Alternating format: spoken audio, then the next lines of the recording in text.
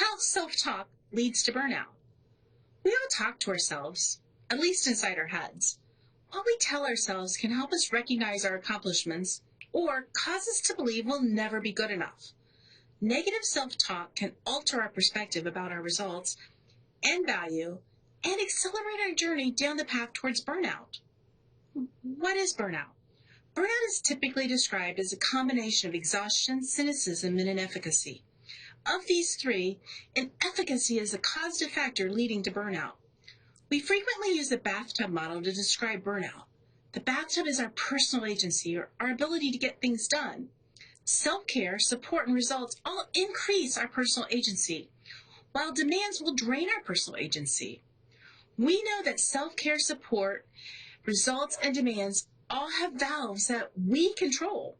We can increase our self-care, support, and recognition of results, and we can decrease or limit our demands to maintain our personal agency and prevent burnout. As we listen to the voice in our head, our ability to maintain our personal agency is impacted by recognizing our results, increasing self-care, and providing support for yourself. What do we say to ourselves? Have you really ever thought about the things you say to yourself? How often do you tell yourself what a great job you did or what a great friend you are? Too frequently we remind ourselves about the things we don't feel like we're accomplishing or doing well enough. It's important to note that the voices in our heads are telling us how we feel about what we're doing. How we feel about what we're doing may have little to do with reality and much more to do with how we view ourselves. In my world, I frequently tell myself I'm not a good enough wife. I believe my husband listens to me better than I listen to him.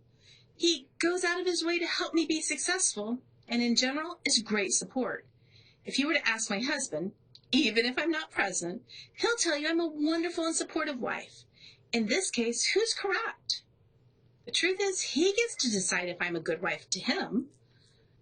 The voices in my head are not consistent with reality. They're not helpful, and they're not the truth. The voices cause me to feel bad about myself and to believe I'm not good enough.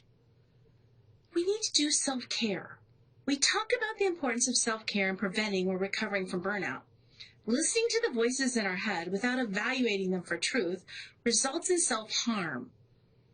The things we say to ourselves, we would likely never say to another human being or even to our pets.